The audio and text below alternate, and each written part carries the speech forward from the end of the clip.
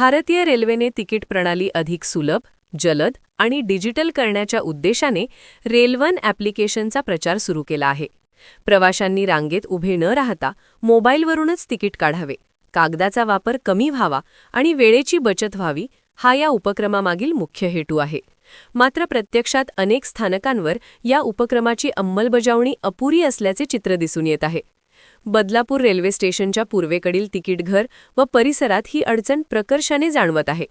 Railway प्रशासनाकडून सातत्याने प्रवाशांना रेल1 ॲपचा वापर करून तिकीट काढण्याचे आवाहन केले जाते.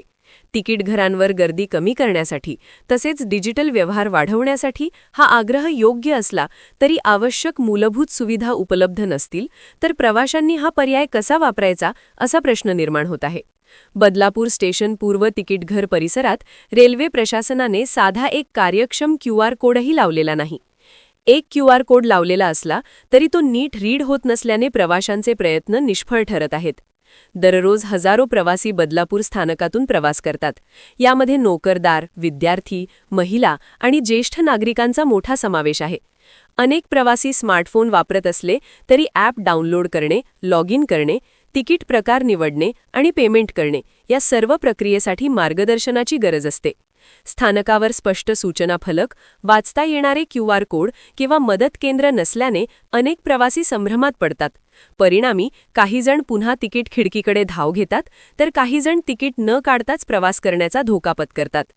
डिजिटल इंडियाच्या दिशेने वाटचाल करताना तंत्रज्ञान सर्वांसाठी सुलभ होणे आवश्यक आहे. केवळ ॲपचा प्रचार करून जबाबदारी संपत नाही तर प्रत्यक्षात त्याचा वापर सोपा होईल यासाठी पायाभूत सुविधा देणेही तितकेच महत्त्वाचे आहे.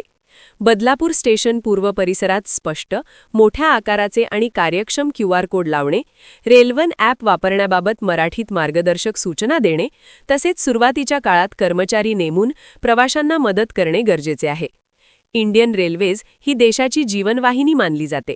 त्यामुळे तिच्या प्रत्येक उपक्रमात प्रवाशांच्या सोयीसुविधांना केंद्रस्थानी ठेवणे अपेक्षित आहे. बदलापूरसारख्या उपनगरीय स्थानकांवर अशा लहान पण महत्त्वाच्या सुविधा दिल्यास रेल1 ॲपचा वापर निश्चितच वाढेल आणि प्रवासी तसेच रेल्वे प्रशासन दोघांनाही त्याचा लाभ होईल.